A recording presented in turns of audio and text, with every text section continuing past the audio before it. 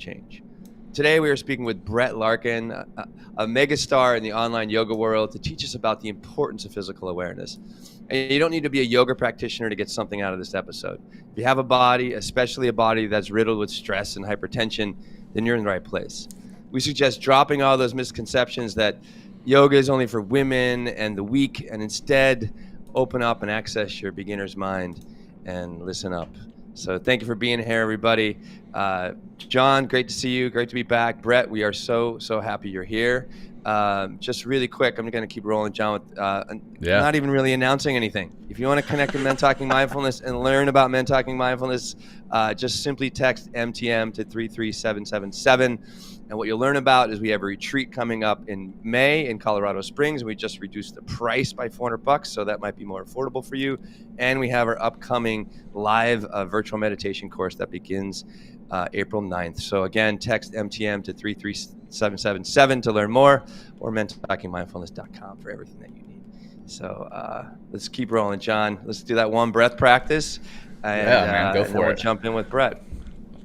All right. Yeah. So just one breath, and we're just going to drop in here, take a second to ground ourselves and pay attention to that breath. And we'll start together by exhaling, emptying our lungs, holding empty at the bottom.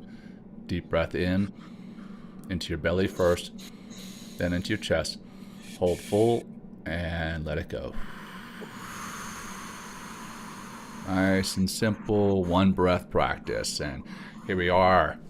Well, Hey, Brett, again, like Will said, I'm going to echo his gratitude for your being on the show, and we're very excited to get in this conversation. And we're going to kick it off right off the bat by getting into something that a lot of our listeners and myself, I know I have trouble with this at times, is anxiety. And you've been super open about your challenges with anxiety, and you know, again, something a lot of us can relate to. Could you kind of get into what that was like for you and how yoga helped you through those times? Definitely. I'm so happy to be here. I loved everything you said at the top of the show. And yes, I mean, yoga was originally, as much as we know, it was for men.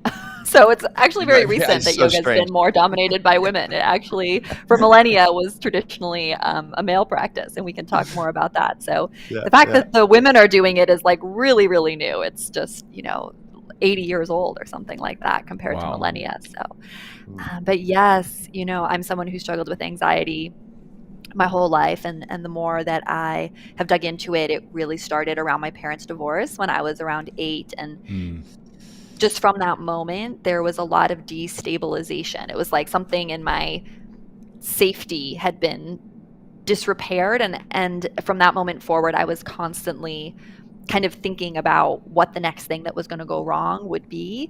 And there were so many things that happened in those kind of critical years that followed, moving and lots of moving and changes, and my mom remarrying. And while there was nothing, I always thought there's nothing that traumatic here that happened. I mean, one of my co-yoga teacher training survived a school shooting, right? So it's sort of like, what's causing so much anxiety? But the reality is, a lot of times for us, if there's something that happens in childhood, we can talk about big T and little t trauma, but it can cause a pattern to show up in your energetic body that makes it feel like it's not safe to relax, or that you constantly need to be preparing for the other shoe to drop. And that was very much how I lived my life. And to continue to credit men, I mean, it was a man who got me into yoga. So when I was in college, I had a crush on one of my classmates. He was very into meditation, which was so weird, but he was, just very attractive. He had this long hair, and I really, really liked him. So he asked me to start meditating with him, and I was like, okay, not because I cared about meditation. I was just like, maybe he'll ask me out, like maybe this is an in. And he knew that I was really into dance. He knew I was into Pilates. I mean, I wanted to be a professional dancer at one point. So I started meditating with him, and he kept saying, I think you should try yoga. And I point blank said to him, like, why? Yoga's for wimps. That was literally what I said. Exactly. And he said, no, he was like, I think, you're meditating with me and you have this dance background. I think you'll really like it. So again, mainly because I was like trying to get out of the friend zone, I was like, okay, I'll try yoga. And so that's how I ended up at my first yoga class, which was a Bikram, what was called back then, Bikram hot yoga. Okay. This is a long time ago now. So I said, I'll try yoga, but only if it's the most intense kind, because I'm hardcore and I'm a dancer. And that's how I kind of ended up in the hot yoga studio, sweating, trying to compete and get my leg higher than the woman next to me, looking in the mirror. And it was a very competitive practice with a lot of structure and rigidity, but it met me where I was at the time, right? And so that was my first foray in, and it started burning off that layer of anxiety. I talk about this in my book, that hot yoga practice was actually the worst practice I could have picked for my personality type, because I already have high fire in my constitution. So we can talk a little bit about that too, like how you can personalize the practice. But it makes sense that that's what I chose, because like attracts like, and I have high fire. So without any awareness, like, of course I chose like the hottest practice I possibly could. Yeah. What were those first couple practices like, like for you, like stepping in the studio, not knowing what you're doing? You seem like you're very go-getter kind of attitude if you have all that fire inside of you. So what was it like to just step in the room and be humbled by something? I know Bikram I've took for years. It's a very confronting practice, very intimidating, especially with all that heat and all these different poses that you're doing. So what was it like for you, like those first few classes? And humbling. That's really the best word. Yeah. So it was extremely humbling. I had all this dance background, but that didn't mean I knew the Bikram sequence. I was really flexible, but that didn't mean I was strong and used to doing things in 103 degree heat. But it was actually great because, again, that practice met me where I was at the time, right? Like if I had gone to some of the practices I explored later, I would have been bored, or I wouldn't have gotten it, because it kind of met me in my hyper competitiveness. I was able to pursue it and really enjoy it for 6 to 8 months before I was like, okay, I think I have enough confidence now that I want to explore some other yoga styles. So I always say the yoga style you're attracted to initially is probably not your soulmate style. But the beautiful thing about yoga is there's so many different styles. There's so many avenues in that I think there really is something for everyone, at least to get started, to feel comfortable starting, that can meet you where you are.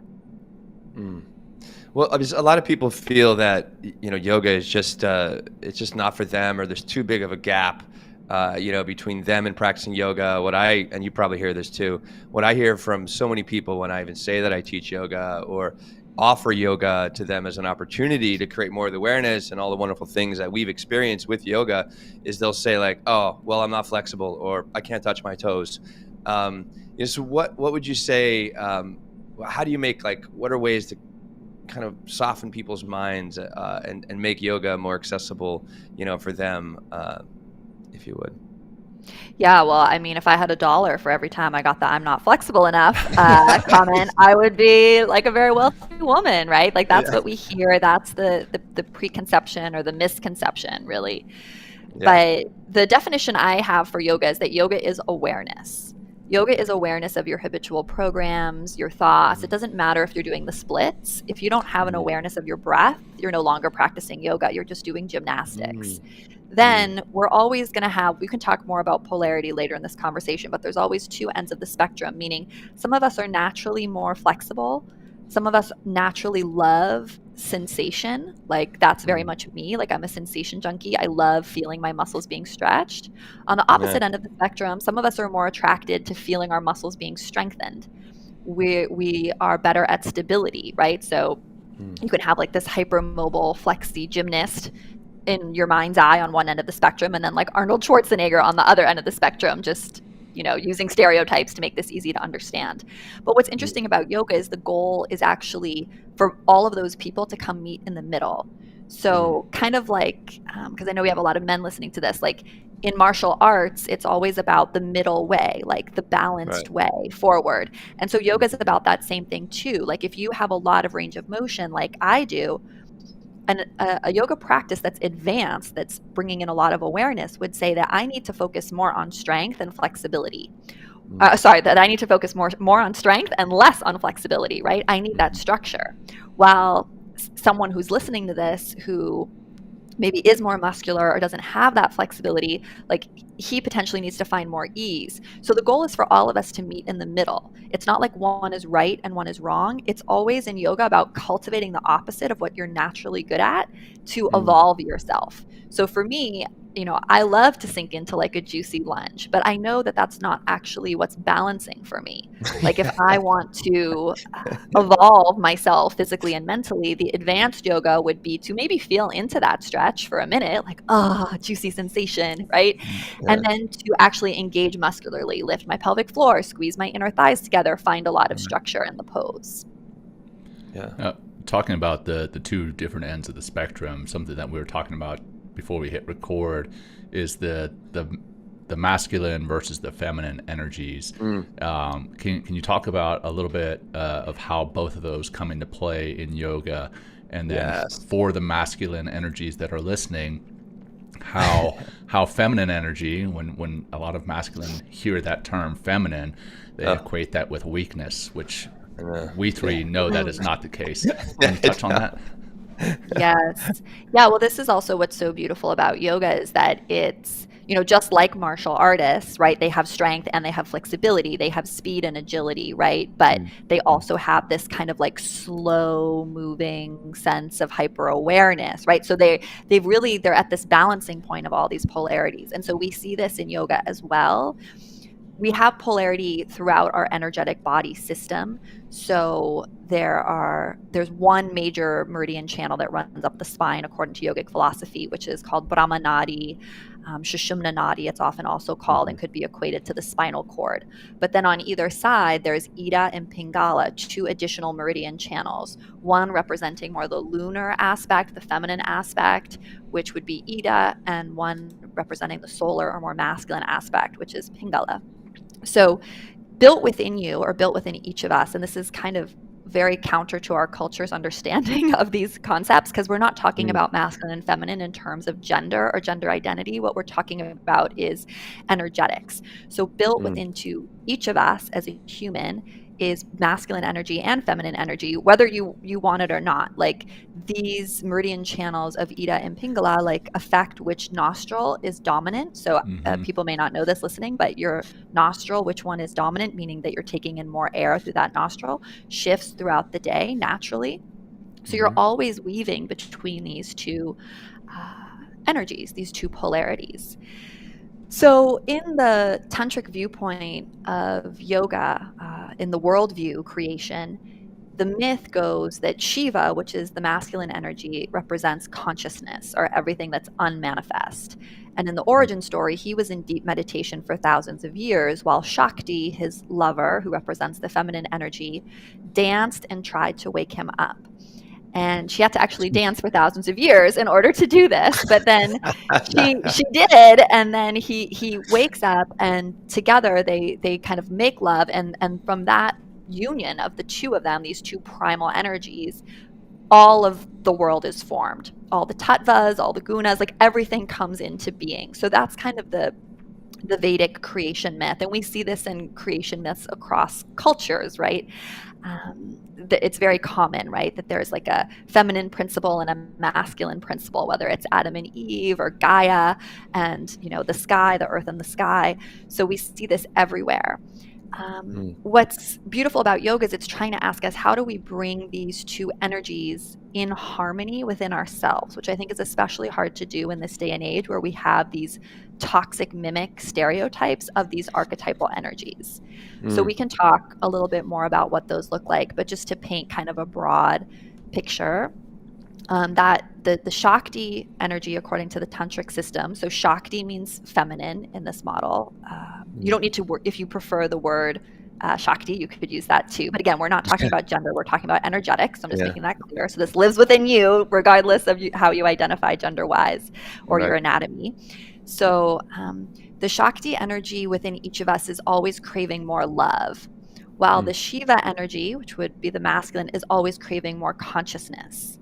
So if we wanted to just be stereotypical about this, it's like that feminine energy is often seeking love and connection and always wants more, while the masculine energy wants consciousness, which means he wants to deepen and he wants freedom, which often comes forth in men as like just disconnection or disassociating. Like when I look at how my husband likes to unwind, he likes to go off and be alone in nature, or he likes to play video games, right? This is where we get like the man cave, right?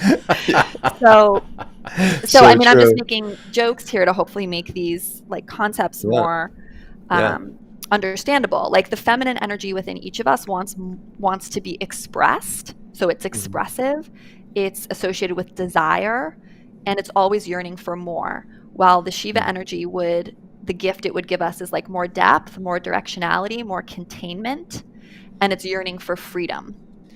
The feminine energy exists as the felt experience of being here and being like being in the here and now, like feeling a feeling, while the masculine energy is the awareness of feeling the feeling. Do you see the difference? Yeah.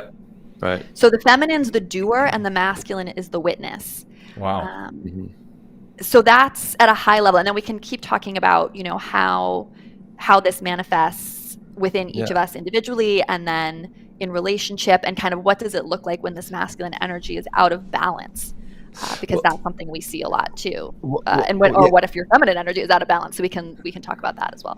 Well, I would love to talk about both of the, you know, the balancing, or well, let's first question, and then we'll break down, you know, the what happens if you're too feminine energy, too much masculine energy. But what happens when someone begins to achieve that harmony and that balance in the middle? Like, what is the experience, the human experience, like when you begin to experience that harmony on a regular basis? Well, it's the greatest love story ever told, being fulfilled within yourself. So what's so great about it and why you want to do it is because then you're actually showing up as whole to your partner.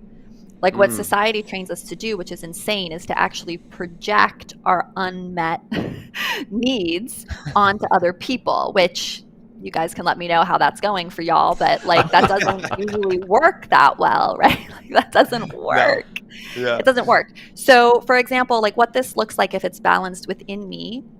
And again, I'm just going to use like really silly cliche examples. So I apologize in advance, but I think it just makes the concepts easier to understand. Hey, so I'm a knuckle dragging man, so that helps. Oh yeah. John's definitely a knuckle dragger. Yeah. So we'll do two silly examples. Like let's say that I tune inward into how I'm feeling, which would be like a very like feminine practice, right? And I feel like the yearning and the need for a massage because my body hurts, or I'm just like, I feel like that would be nourishing. I could then call on the masculine aspect of myself to actually execute and make that happen for me, right? In the sense of setting up structure, depth, and directionality. For example, calling and canceling the meetings I have later in the day, researching a spa or somewhere where I could go, phoning and making the appointment, right? So when these two characters are in love within you, life flows really easily. Like this state of being overwhelmed or anxious is very much like the feminine energy in excess, because it's like you're feeling too much. It's like a too much flow, right? Like too many ideas or too many things going on. So many women that I talk to are telling me they're overwhelmed. But what I interpret that as is like their inner masculine isn't setting up structure and freedom for them in their schedule. Does that make sense? So it's like they need to set boundaries. They need to, you know, maybe have some structure and regulation around when they go to bed or what they say yes and no to. They need that inner protector, that inner masculine warrior energy to love them, to set them up for success. So do you see how if I have these energies balanced within me, I'm really able to care for myself and parent myself in a way that then allows me to show up to my partner as like a whole human being instead of depleted or expecting someone else to sort of do these things for me. Well, go the other direction for a second. So if I'm too masculine on the inside, like what does that look like and how does that affect my feminine? Okay. So please. No. Like we're totally going to go there. We can go there. Okay. So let's like pull, so if we pull out right? We have, I think I mentioned the gunas earlier, and the gunas are governing everything in the world. So when the universe got created, the gunas, basically, it's very simple. You can just think of the gunas as this concept of rajas, which is like excess energy, or like fiery energy, tamas, which would be the opposite, like a depletion of energy, and then sattva is the balance point. So I think you're asking, you're about the masculine energy. Obviously, we want it to be in that sattvic state, but that's extremely challenging to achieve. So the masculine energy. And we can talk about this for the feminine too, because I think it would be good to talk about each of them. And this is actually part of a framework that I've been working on and developing, because I don't see a lot of people talking about these imbalances specifically in this way. So in excess, so in that rajastic state, like if the masculine energy is out of balance, in that fiery, like there's too much of it way, that's where we get what I call kind of like hustle mode, where think about when you're like executing a bunch of tasks, you're just like in handler mode, like doing it. And have you ever been in a situation like that and actually forgotten to eat?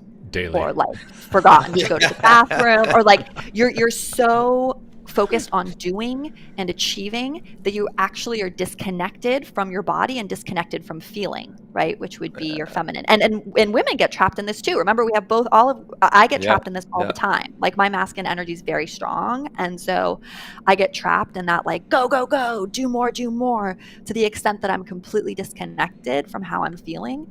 Often, even though I happen to be female anatomically. So it's very common. I see a lot of women, because especially when women go to the workforce, like this is actually what's asked of us, is to like kind of disassociate from our body and maybe like do legal work for like 9 hours a day, which no one who was like fully in her balanced feminine energy could ever do that or would ever do that. So her masculine energy really kind of comes into this like unhealthy excessive state in order to do that. This also might manifest as like rigidity, like things have to be a certain way, so it's like too much structure. Does that make sense? Like, I don't know. But I'm sure, a little bit, just a little bit. You're hitting some buttons. Right. Like I'm feeling things shame. done. I'm feeling like shame. Things done in a certain way. Let's say this masculine energy went into a deficient state, right? So there was not enough of it. That's where I get what I call like the man cave or the veg out mode, where I see men scrolling on their phone, or like they're just disassociated, right? Like they're doing nothing. They need to. It's almost like they need to completely disconnect. Again, they're not feeling, they're not in their feminine, they're just experiencing like freedom. And you might be like, well, how is that freedom? But it is freedom in a sense, to just like zone out and scroll, or to like be in the video game, or whatever it is, or to just be sitting on the couch, because it's a state of complete depletion where nothing is being asked of you. And the masculine, when it's in that imbalanced tamastic state, it doesn't want responsibility. It wants, I think this is a fantasy a lot of men have. It's like they just want to be told like nothing. They want to have to do nothing. And again, women crave this as well. This is when you're like, I just want to quit my job and wander in the woods, right? Like I just, we've all felt this way. And then the balanced would be like being the hero, right? That's hero mode. So that would be that sattvic balanced mode. And that's where you're grounded, you're clear, you want to take devoted action, right? So do we see how taking devoted action is different than devoted action? When I say devoted, I mean that's in devotion of your feminine energy or your beloved's desires, right? But you're being that hero. You're taking devoted action, like, oh, I want a massage, I'm going to make that happen to myself because I have healthy boundaries, right? So I'm taking care of myself. So do we see how that's different from like the go hustle action and the like, I can't do any action, like get away from me, right? Yeah. So in that state, there's like this healthy motivation. There's maybe a healthy competitiveness, right? Like I think for men, when they're able to play sports or be in those, like healthy competitiveness is great and balancing for the masculine, being around other men. This is why I think it's so great that you guys are leading these retreats. A nice protectiveness in terms of creating structure and boundaries for yourself or your family, being able to get things done, but from a place of inspiration rather than that like go hustle that we talked about. So let's pause there because we can talk about all this, but then we can also talk about this excess, deficiency, and balance state for the feminine as well, because I think again, we have all of these energies within us at all times. Yeah, I do want to get to that, for the feminine energies, but I have a question, and I'm sure this applies to the feminine energy balance as well. When you go from that go, go, go into the I want to do nothing and just veg out, that can happen, within a single day, right? You can go from one side. Yeah. It can probably happen multiple times in a day from one side of the spectrum to the other. I'm guessing yoga is one of the answers, but what else can we do to get into that state of balance between the two sides of the spectrum? Well, noticing the pattern is great. And the way we notice any pattern or notice anything that's going on habitually is through breath work. There's, Yogi said, the more awareness you have between your breaths, the more space between your thoughts, or the more space between your breaths, the more space between your thoughts, right? So the more awareness we have of our breath and how we're feeling, it's going to help tune us in to like, what do I need right now in my internal love story? Do I need more feeling? Do I need to create more structure for myself?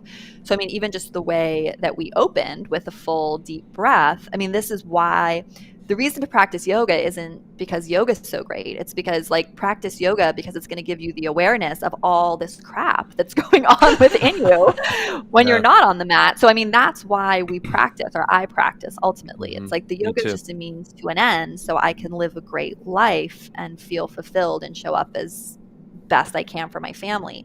So I think for someone who's experienced, and this is a really common pattern, right? Like to be really go, go, go, maybe at work, and then coming home, and the extreme reaction counter example of that energy would be that veg mode, right? Like that I can do nothing, like the being unavailable. And there's a way that this pendulum can swing. And what would be more ideal is if the workday could incorporate some breaks, or could incorporate maybe just a couple deep breaths between emails and things. But another thing, the masculine zone of genius is creating structure. And so I was in a really serious relationship before I married my husband, and he, for whatever reason, he wasn't yogic per se, but he was so great at like the zone of genius of the masculine, like creating structure. And so he told me, he said, when I come back from work, he said, I need 30 minutes to watch. He was like obsessed with Sports Center. He was like, this is how I unwind. After I can do this, I can engage with you. But like, this is how I take care of myself. Like after work, I just need this time. And he did such a great job explaining it to me that it just became part of our routine and pattern. And I think what the masculine often doesn't realize about women is like, we need communication about your needs, right? So if it's a long walk in the woods that you need to take, or you could even say like, my love, like every Sunday afternoon, like I need to go camping, or to just have 3 hours set aside, or to do some sort of transition practice. Now, would I love the transition practice to be like maybe a yoga or breathwork practice rather than watching Sports Center? Like, yes, but it's interesting because I think that's the masculine zone of genius, is like when you can communicate the structures and the boundaries that you need.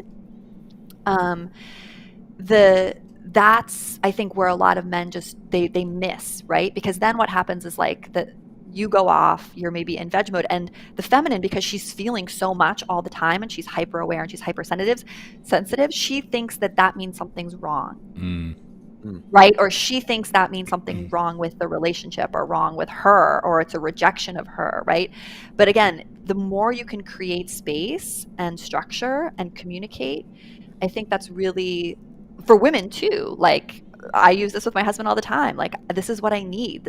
Can we support me in this, right? Like I need to be able to sleep in on this certain day, or, so obviously the more you can do yoga, and I think having like, most of us have a career, we have something where we do have to tap into that, it's great if we can do it in a healthy way, right? Like devoted action. But just pause and notice your breath throughout the day. Pause and notice, have I become disassociated from feeling? A great thing to do, and I'm sure a lot of men will be resistant to this, but it's just like, if you're feeling like you are getting disconnected from your body, or you're feeling that like hustle energy take over, or even if you're in the deficient state, is just put your hands on your body somehow. Mm. Right? Put your hands on your body, even if it's just like one hand on your chest, one hand on your belly, because right away that's going to like force you to tune in to like, how am I really feeling? So it's a great trick. And then if they're doing diaphragmatic or deep belly breathing, which I'm sure you're teaching them, they can actually sense if they're actually breathing into their belly, right? Because the more that you can breathe into the belly, the more you're embodying the masculine energy. Women will be more attracted to you, like not kidding. Like if you're breathing deep, like the feminine is attracted. Think about Shakti dancing for Shiva, right? There you go. What the feminine is craving is a man who is structured, right? Who's deep. So if you just slow down your breathing or work on breathing into your belly, it can help connect you to your own inner feminine, right? Like, how am I feeling? What do I really want? You know, that dance of taking care of yourself, of the two energies interweaving. But it's also what your feminine partners, if you're in a heterosexual relationship, are craving from you the most, right? That depth, that steadiness. Again, I'm going to use stereotypical, terrible examples here, but like, this is such a great classic example, I think, of the masculine and feminine. Is like most heterosexual couples that I know, where the man is, you know, holding the masculine pole in the relationship. He has both within himself, but in the relationship, he tends to be the one who drives the car. Like if we're both going somewhere, my husband drives the car and I sit in the passenger seat. And I actually love feeling held by him creating the depth, the structure for me when we go places. Like when I go to the airport with my husband, I don't think about where the gate is or what to do. Like I just he provides all the depth, containment, conscious structure, right, for me. And that's so beautiful. I love that, right? So again, I think we're flipping between this internally and this relationally. We're talking about it kind of all at the same time. So you can let me know if it's getting too confusing, but no. I just want to just echo the statement that you made about for our male listeners, our female partners are going to find us more attractive if we breathe differently and if we practice yoga. Boom. That's the bottom line from this episode. Oh my goodness. Are you kidding me? Yes. Yes. You're doing a great job selling yoga and these practices. Just because of what, for men, I mean, for anybody. You never want to step on a map, but you just really work on that deep belly breathing or breathing, also engaging the pelvic floor. Like there is going to be an energetic shift in the way any woman around you relates and reacts to you. The more you can slow down, that is extremely attractive to the feminine relationally, right? Yeah. Beautiful to know. Yeah. Well, let's go a little bit deeper there. You talked, what about, I love in the book and what you also talk about online is like the personalized yoga practice. Like, what does that look like? I mean, because it's everyone is unique. I really appreciate, because that's the way I was learned, or I taught, or was taught, is like yoga meets you where you're at. But how do I even know where I am? And then how do I kind of discover and then find a yoga practice that really suits my needs to help us balance those energies, let go of anxiety, and really be more of that like grounding force for myself and then for others. Well, my book uses the lens of Ayurveda, which for anyone listening who doesn't know, Ayurveda is like the sister science of yoga that kind of got lost. It's like yoga sort of came west and became popularized, but it was always meant to be taught in the context of its sister science, which is Ayurveda, which basically tells you what yoga poses you should do based on who you are as an individual. And unfortunately, that got lost when yoga came west. It just got blended with the group fitness movement that was happening in the 70s and 80s. And that's how we kind of got yoga as group fitness. So it's important to just unwind that whole programming. Now, if a man here listening wants to go to a group yoga class, like fantastic, like you should do that. But that's never what yoga was about. It was actually always designed for men to do, usually in the wilderness or in caves, or as part of pursuing a monastic lifestyle, like entering an ashram, for example. But it was very much about preparing for the next life and disconnecting from the physical body. So yoga initially was about disconnecting from the physical body. It wasn't about making the physical body healthy or stronger at all. The only yoga poses that existed were to help people sit longer in meditation. So basically, it was just like doing these poses so that you could, then be able to sit for longer periods of time to achieve samadhi, which is what the yogis would call like nirvana, or a state of otherworldly enlightenment where you're, completely disassociated from your body. So what's been fun about writing the book's called Yoga Life, if you want to check it out, is it's kind of saying, how do we go back and put yoga into the context of Ayurveda? So Ayurveda works with an elemental system. It's quite simple, actually. There's fire, earth, and air. And within each of us, one of these energies is dominant and should be dominant, right? Like when your fire is in balance, if you're a fire dominant person, you're a leader.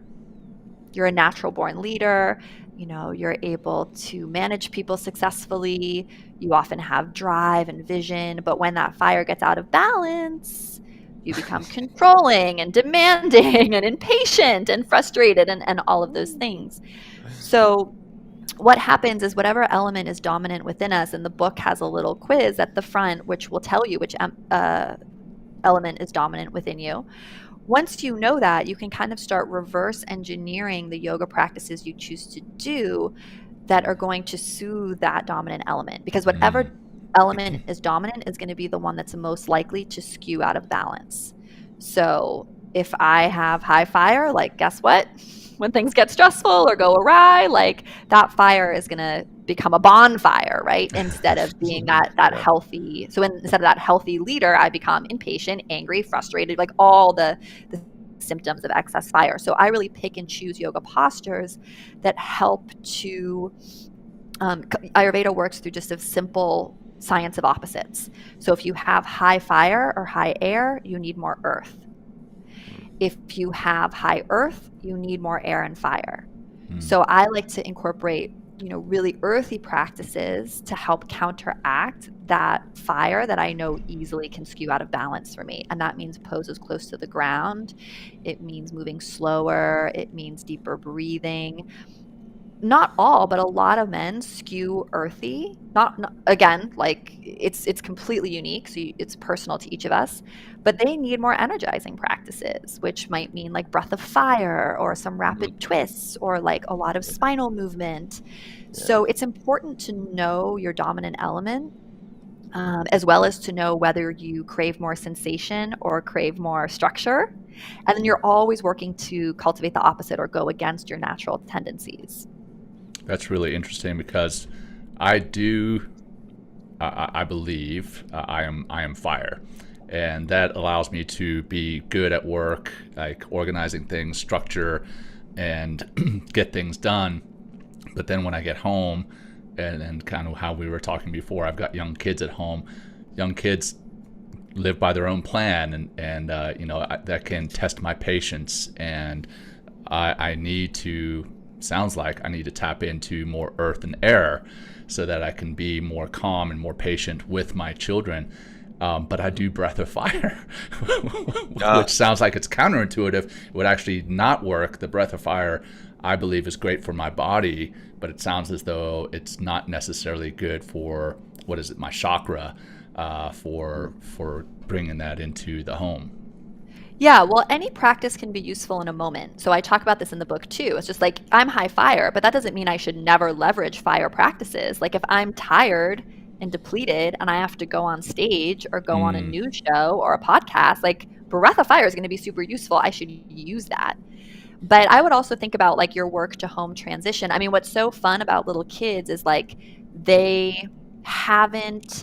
so almost like their feminine energy is extremely strong in the sense that like they feel so deeply and don't censor at all, right? Like think about like the tantrums or that like they're just in it. Like they haven't had that really kind of like trained out of them yet.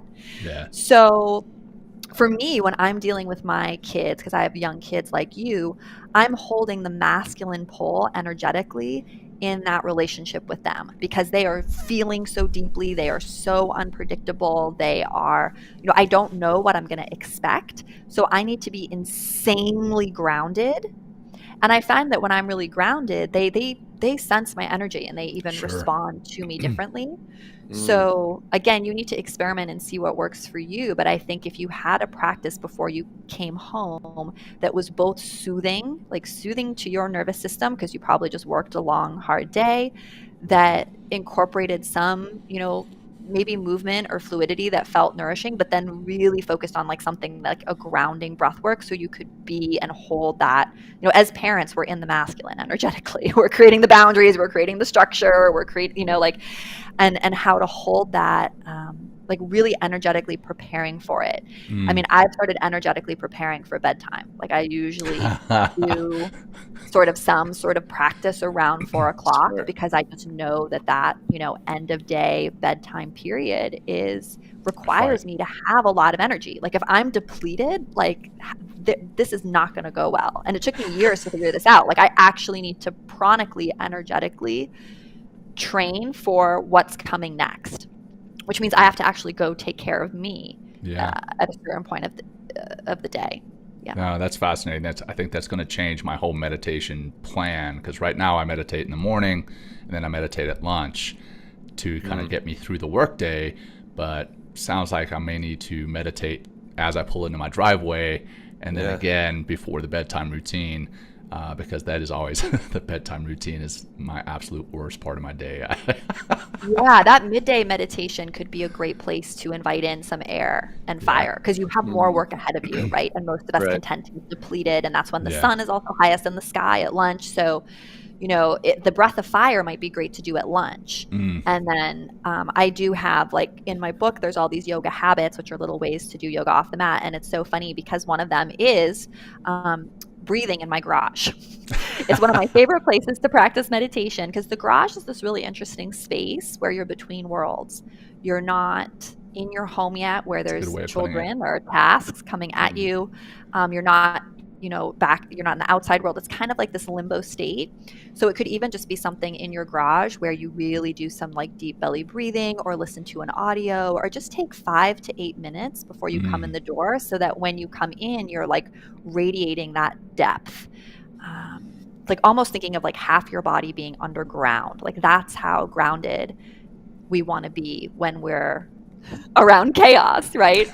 Or around deeply, deeply, deeply feeling little kids, or even if your partners, energetically, because it's very common. We didn't talk about specifically the imbalances in the feminine energy, but that's something that happens a lot that I see with women, is what I call the hot mess energy, which is when there's an excess in feminine energy, and we almost become like those toddlers in a sense. We're feeling so deeply, right? And what we need is ideally our own inner masculine to anchor us. But if you're in a relationship, it's nice if your partner can see that happening to you, and then, be an anchor with his own body as well, to help soothe you out of that. Yeah. Well, take us over there into the the hot mess of feminine energy, and it's not just. And again, I'm sure there's a lot of. Just because you're listening, you're a man, it's like doesn't mean you don't have hot mess, like feminine energy, oversensitive, blah blah. I'm going to learn about that. But then, like, I loved how you talked about like how the masculine, the counterbalance starts to bring it back. So let's go into that feminine side of ourselves and just create more awareness around that. Thanks. Yes, totally. So to review, we talked about the masculine energy in balance. I call it hero mode, grounded, clear, devoted action. That could be devoted action working on a startup that you're working on, right? So you're doing the hard things, like the getting investors in order to make your dream come true. Or it could be devoted action like for something for your partner, right? Or your kids, or whatever, for your vision, for your family and your life. The deficiency being that like can't do anything, veg, video game, camping in the mountains, like just get me out of here. Right? And then the excess of being what I call hustle mode, like too much action, complete disconnection from feeling. So to shift over then to the feminine, and so we have all of these inside of us, right? Like I go into, when I veg out on Netflix, like that's I'm in that same veg mode that we're associating with like the men in their man cave, right? So it's like, I'm guilty of this too. So we have all of us have these energies within us. So then shifting to the feminine, the excessive feminine energy is what I call hot mess, but it's just like overwhelmed by thoughts, like overwhelmed, scattered, frazzled, like, oops, I haven't paid the bills in, 6 months. It's a form of disembodiment that's like up and out through the head, kind of. So it's just like overwhelm, essentially. So when you feel scattered and completely kind of like out of control, that would be the feminine energy in that rajastic state. So like too much. And then in deficient state, it looks like the victim or the martyr archetype, disempowered, complaining. Again, I'm just going to use cliche examples, but so-and-so never helps me with this, or, she never recognizes that I do this, or he never helps in the kitchen, or, like all of that kind of victim martyr stuff, which everyone is so guilty of. But I find like women fall into this, like this archetype and this deficient feminine energy is like just so omnipresent, I think, in the feminine collective of like, we just feel, and in many ways for good reason, right? Like we don't have paid maternity leave. Like we don't have all these things that we should have. So it's very seductive, and it's very valid in many, many ways. But again, yoga focuses on what we can control. And if you're letting that energy run your whole life, blaming other people, energetically, you're not going to feel so great. And you're going to have this kind of deficient tamastic feminine energy.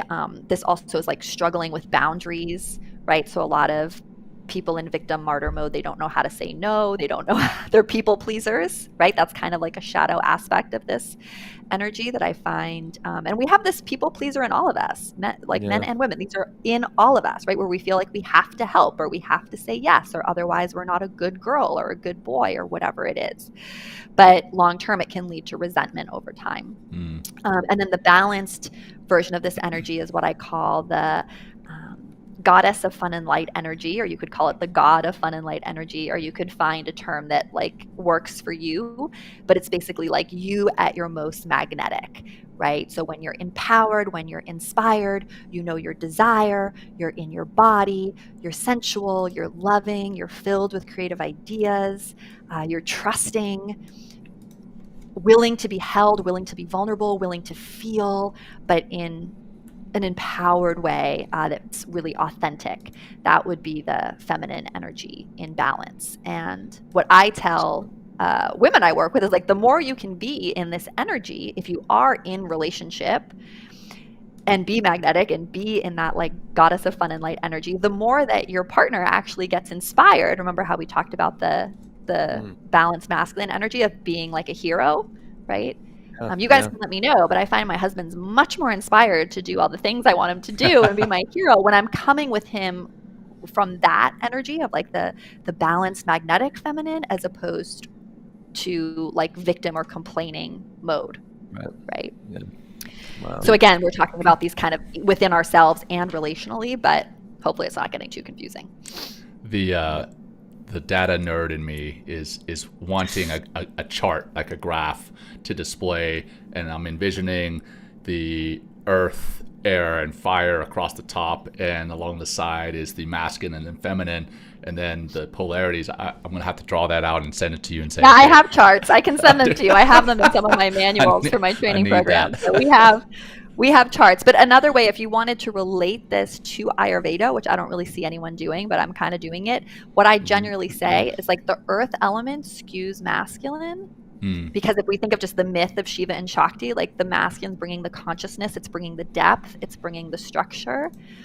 Air skews feminine because it's like up here and creative and always changing, right? And then fire can skew either way, right? Like fire can skew, I think, masculine or feminine. Interesting. So again, you don't need to get heady about it. It's like all of these are actually different frameworks that we're kind of blending together here. Like we're blending together tantric ideas, we're blending together, Ayurvedic ideas. Thank you. Of course. Yeah, we're yoga blending concepts. things together. But the big picture is like when you notice these patterns both within yourself and then relationally, like even if your partner has no awareness that you're doing this, you can make some really big shifts in the relationship or how things are unfolding in your home. Yeah. Excellent. Yeah. Well, If you're showing up, go for it, John. Well, yeah, I'm just going to shift a little bit for you and what you're doing now. You know, you said that you started doing a lot of online yoga teaching prior to when it kind of became the norm during the pandemic to do a lot of stuff online. I mean, that's how Will and I got started. We were just doing a phone call back and forth. When the pandemic hit, we were like, hey, let's go to Instagram Live. And since then, it's become what it is today. But that whole online thing, before everyone else jumped on that bandwagon, how were you doing it? And then I'm sure as you're doing it, there's challenges. What are those challenges, and how are you overcoming them? Well, I went on YouTube in 2012. I thought I was late at the time. But it turns out I was still early, right? So it's always good to just get started, because I was like, oh, I'm so late. And turns out I was still in the early wave of adopters. So yeah, making videos has always been a passion of mine. So I love doing YouTube videos. And then I think in 2014, I launched my membership site, which was a mobile app. And I didn't tell other yoga teachers what I was doing. I was like, they're going to think I'm weird. It was bizarre, everything I was doing. I mean, it's so funny. Some of the really big companies in the space now who provide this software, it's like I was their like third user or second user. Like, wow. It's crazy how much this whole industry has grown. And then the membership that I launched, they all told me they wanted yoga teacher training. So they said, we want to train online. And I just kept saying, well, that doesn't make any sense. First of all, Yoga Alliance doesn't approve it. Second of all, like, how would that even work? So I just kept disregarding it, but people kept asking for it. So then in 2015, I put yoga teacher training online, delivering it through the mobile apps and the smart TVs. And I created this beautiful manual that I shipped to people. And then I did it live on Zoom. I had a week, I think, built into every training that taught people how to use Zoom and what it was, because most people had never used it before. 2020, we got to eliminate that week from the syllabus. So that was exciting, because everyone just knew what it was. But yeah, there was this really interesting time where the business was very healthy, and it was just this niche group of people who were doing online yoga teacher training, like people who maybe had an injury, or who were a flight attendant or a nurse, or moms with small kids. And they didn't care that it was a little avant-garde or a little weird, or that Yoga Alliance technically didn't sanction it yet, or whatever. Of course, 2020 came and immediately everything's sanctioned, right? So it's been a really interesting journey. I love teaching online. I love creating videos and integrating music and, trying to really create an emotional experience for people.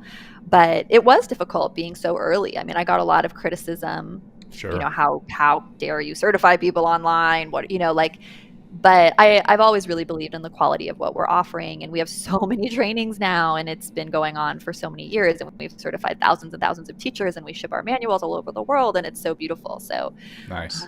Congratulations. Yeah. So we have a 200-hour teacher training online, a 300-hour teacher training online, the Kundalini yoga teacher training online, and then I have an embodied yoga life coaching, which is a lot of what we've been talking about with the masculine and energetics and somatics and interweaving polarity and tantra as a life coach and also a yoga teacher, and then so many other little programs. And I love it when we get men. We don't get a lot, but we do. And every time we do, it just enriches the conversation so much, and they're bringing the wisdom, I know, to people that I could never reach. But I do think they often feel intimidated to sign up. Sure. So I've been trying to think of ways to, lessen that, because it is challenging. Like for me, I see that 96% or 7% of my audience is women. So I write to women, but that doesn't mean that men are necessarily not welcome. So right. Maybe some of our listeners will tune in. Yeah, I hope so. Do you have male teachers part of your program? I do. We have I do. I have two, actually. The 300-hour teacher training has a great male teacher who talks about biomechanics, and I do have a male teacher in the Kundalini training as well. And my co-teacher in the Kundalini training, Guru Singh, is also male. So we do have some male energy in there, and I'd love to get more too. Nice. So, yeah, that's good. It's so needed. Well, tell us about we're really curious about how you kind of continually grow your online community. How's that been? Well, it's a lot of work. I won't lie. It's a lot of marketing. It's a Right. lot of marketing. Yeah. So for me, it's a lot about, being in that masculine energy of devoted action, right? To my Yeah, big right. vision that my feminine has of how I'm impacting and training people and helping the world, right? So that's a dance that I'm doing daily.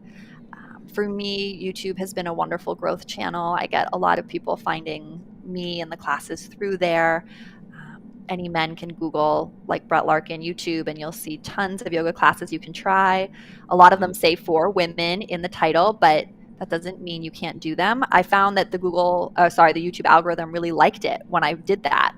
So, but then I felt kind of bad because men would be like, "Can I do this?" And I'm like, "Yes," right? Like the YouTube just likes this title, right?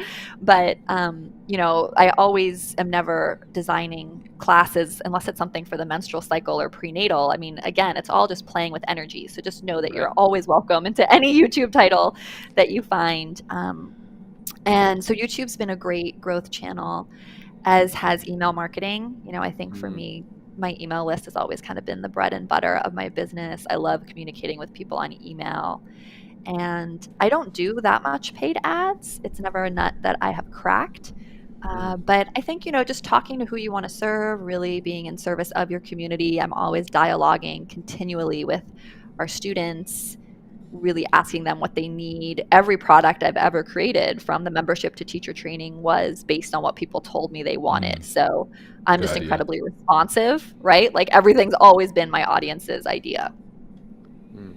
Yeah, Will and I are currently in that phase right now. Like we've got the YouTube, we've got some of the social media, but soon we're going to be developing our own community where we can chat amongst one another and really become more like a family. Not just me and Will, but the men and women that tune into our show.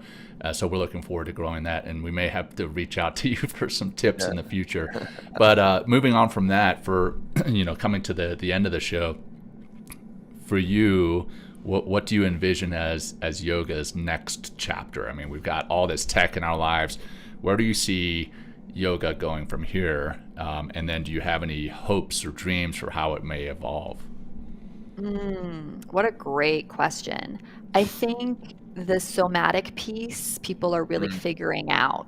Yeah. Right? Like we've all, I think up until this point, it's been like, okay, we need yoga to, it's good for the body and it's good for the nervous system and it helps calm us down and all these things. But I think what we're really figuring out now is like, actually a lot of these yogic techniques are very powerful for moving emotion and working through past trauma in a way that is revolutionary, if approached safely and correctly, of course. But it's just opening a whole nother dimension. Like I was able to process my parents' divorce, which I talked about when I was 8, through my body, through somatic work, and achieved like more resolution than I had in, like 10 years of talk therapy in like 6 months. It was just incredible. So that's why my newest program is like combining the life coaching, and it's life coaching from a yogic perspective. So there's 6 life coaching frameworks, all rooted in yoga, blending it with the embodied somatic yoga. So much of Kundalini yoga is also using these somatic movements where we're pairing emotion and breath work. And so I think that's why Kundalini yoga is also so popular. And I'm so happy because I know we have 1 man registered for the first cohort of that program. So I'm like, yay, at least we'll have one guy who's going to, go off and hopefully do something with this methodology I've worked on. Yeah. But I think that's the future, right? I think just seeing yoga as so much more than fitness and so much more as even just nervous system regulation, but actually as this really potent, powerful healing tool. And and my hope would just be that more men realize the value of this practice, that it doesn't have to be on a mat. They don't have to wear yoga pants. They don't have to be flexible. If they literally just work on belly breathing and deepening their breathing, like women are going to want to jump them in the street. Like their wives are going to love it. Like they're going to feel better. Like there's just breathe. Just I don't know if breathe. my wife would love it if all the women that I passed by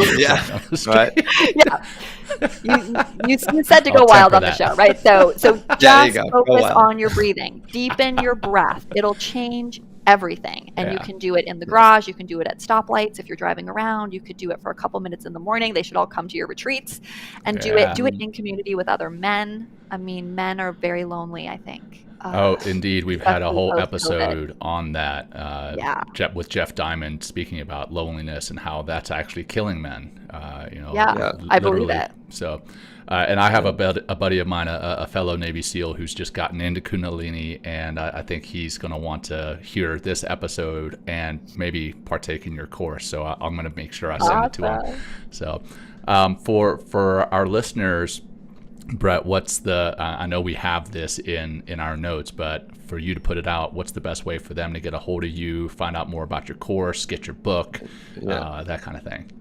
Yeah, you can find me online at brettlarkin.com. So it's 2 T's, Brett. I always say like the man's name, brettlarkin.com. You can find me on YouTube if you just type Brett Larkin. But yeah, brettlarkin.com has all the courses. You can contact me through Instagram. I love getting DMs. I'm at Larkin Yoga TV. And the book is called Yoga Life. It's available anywhere books are sold. And it just is a great summary of everything we've talked about in this show. Awesome. Yeah, and I like the subtitle here: Yoga Life, Habits, Poses, and Breathwork to Channel Joy Amidst the Chaos. Exactly. Yeah, and this what I've been practicing yoga for almost a couple decades. I've been teaching for a long time, and it just makes such an incredible difference to get in touch and begin to I really began to open up. My second training, Brett, was with a divine feminine teacher. And that was like my second 200-hour training. I wanted to go deeper into that feminine side because I was just such a rajasic masculine and just like, leading the charge and, doing all sorts of stuff, like being, all hustle. I live in New York City. So I'm like, it's just the hustle is real over here and big. But just to calm down and realize you can have all that hustle, you can have all that drive, but to find more of the other side, of more of that feminine energy, more of that moon energy, more of that relaxing energy, it makes all of my hustle because I'm able to be organized now and be able to be more strategic with that organization, and I get more stuff done, and I don't like overstress, I don't burn out, I just feel like a different person, and I can walk away with a sense of contentment instead of beating myself up that I didn't like do enough that particular day. And it really makes such a difference, but it takes time. It takes practice in order to do this. So jump in one of Brett's courses out there, whoever is even thinking about, or at least buy the book, learn about how this can help, or maybe just take a step into one of Brett's online yoga classes, or take one, if you want to go to live yoga class, like take a step in your community, or maybe just your practice starts by just finding that breath, or again, you can even join our meditation course. It's a great way to do that. But just to calm down. And I think a lot of our men that listen, so many men that I know, it's all about that hustle, and you're just going to burn out. You're going to continually pack yourself deeper into that man cave, feel more loneliness, and then just make more stupid choices. I don't know, like that's just kind of the way it rolls. I don't know. That's right. Am I I think you're on. It's a great summary. I'm so grateful. Keep doing what you're doing and reaching all the men, and sending you guys a lot of love. Thank you for having me. It's been our honor, Brett. Well, we like to wrap up the show with a closing practice.